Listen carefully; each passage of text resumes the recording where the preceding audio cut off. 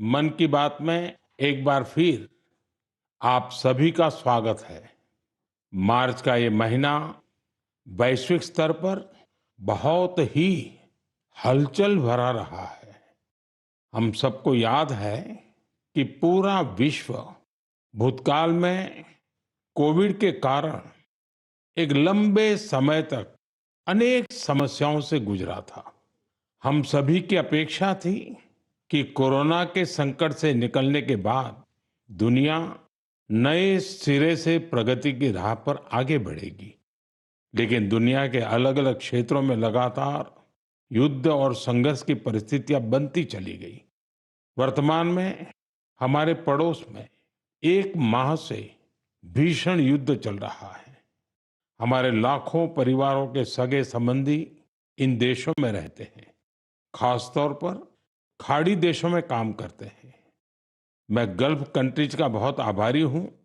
वे ऐसे 1 करोड़ से ज्यादा भारतीयों को वहां पर हर प्रकार की मदद दे रहे हैं। साथियों, जिस क्षेत्र में अभी युद्ध चल रहा है, वह क्षेत्र हमारी ऊर्जा आवश्यकताओं का बड़ा केंद्र है। इसकी वजह से दुनिया भर में पेट्रोल और डीजल को लेकर संकट की स्थिति बनती जा रही है। हमारे वैश्विक संबंध, अलग-अलग देशों से मिल रहा सहयोग और पिछले 1 दशक में देश का जो सामर्थ्य बना है, इनकी वजह से भारत इन परिस्थितियों का डटकर मुकाबला कर रहा है। साथियों, निश्चित तौर पर यह चुनौतीपूर्ण समय है। मैं आज मन की बात के माध्यम से सभी देशवासियों से फिर यह आग्रह करूंगा कि हमें एकजुट होकर इस चुनौती से बाहर निकलना है। जो लोग इस विषय पर भी राजनीति कर रहे हैं, उन्हें राजनीति नहीं करनी चाहिए। यह देश के 140 करोड़ देशवासियों के हित से जुड़ा विषय है। इसमें स्वार्थ भरी राजनीति का कोई स्थान नहीं है। ऐसे में जो भी लोग अफवाह फैला रहे हैं, वे देश का बहुत बड़ा नुकसान कर रहे हैं। मैं सभी देशवासियों से अपील भी करूंगा कि वो जागरूक रहे, अफवाहों के बहकावे में ना आए। सरकार की तरफ से जो आपको निरंतर जानकारी दी जा रही है, उस पर भरोसा करें और उसी पर विश्वास करके कोई कदम उठाएं।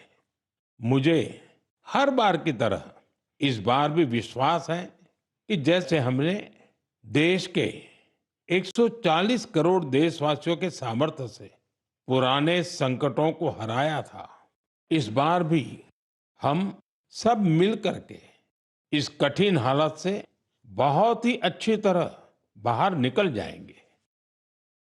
मेरे प्यारे देशवासियों, भारत की ताकत यहाँ के कोटि-कोटि लोगों में निहित है।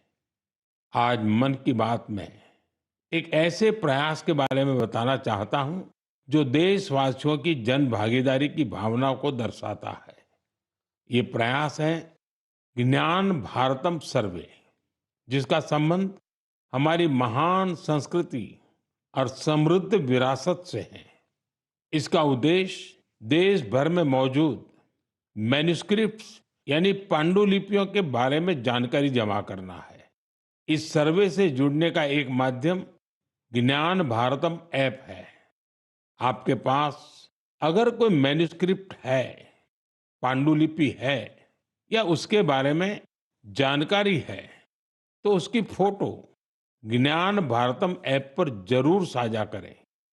हर एंट्री से जुड़ी जानकारी को दर्ज करने से पहले उसकी पुष्टि भी की जा रही है। मुझे इस बात की खुशी है कि अब तक हजारों मैन्युस्क्रिप्ट्स, पांडुलिपि लोगों ने शेयर की है। उदाहरण के तौर पर अरुणाचल प्रदेश के नामसाई के चा नंती सिंह लोआंग जी ने ताई लिपि में पांडुलिपियां साझा की है। अमृतसर के भाई अमित सिंह राणा ने गुरुमुखी लिपि में पांडुलिपि शेयर की है। यह हमारी महान सिख परंपरा और पंजाबी भाषा से जुड़ी लिपि है। कुछ संस्थाओं ने पाम लीफ यानी ताड़ के पत्तों पर लिखी मैन्युस्क्रिप्ट दी है। राजस्थान के अभय जैन ग्रंथालय ने कॉपर प्लेट्स पर लिखी बहुत पुरानी पांडुलिपियां शेयर की हैं। वहीं लद्दाख की हेमिस मोनेस्ट्री ने तिब्बती में बहुमूल्य पांडुलिपियों के बारे में जानकारी दी है। यहाँ पर मैंने कुछ ही उदाहरण दिए हैं। यह सर्वे जून के मध्य तक जारी रहने वाला है। आप सभी से मेरा आग्रह है कि अपनी संस्कृति से जुड़े पहलुओं को सामने लाएं और शेयर करें। मेरे प्यारे देशवासियों, भारत दुनिया का सबसे युवा देश है। देश के युवा की ताकत जब राष्ट्र निर्माण में जुड़ती है तो बहुत बड़ी मदद मिलती है। राष्ट्र निर्माण के इस दायित्व को निभाने में बड़ी भूमिका निभा रहा है मेरा युवा भारत यानी माय भारत संगठन। ये संगठन देश के युवाओं को अलग अलग पॉजिटिव गतिविधियों से जोड़ रहा है। हाल ही में माय भारत द्वारा बजट क्वेस्ट का आयोजन किया गया। इसका मकसद था देश भर के युवाओं को बजट प्रक्रिया और नीति निर्माण से जोड़ना। इससे जुड़ी क्विज में देश भर से करीब 12 लाख युवाओं ने हिस्सा लिया। क्विज के बाद करीब 1,60,000 प्रतिभागियों को निबंध प्रतियोगिता के लिए चुना गया। मुझे इनमें से कुछ निबंध पढ़ने का अवसर भी मिला। इनसे पता चलता है कि मेरे युवा साथी देश के विकास में अपना योगदान देने के लिए कितना तत्पर है। तेलंगाना के सूर्यापेट से कोटला रघुवीर रेड्डी, उत्तर प्रदेश के बाराबंकी से सौरभ बैसवार और बिहार के गोपालगंज से सुमित कुमार ने किसान कल्याण से जुड़े टॉपिक पर लिखा है।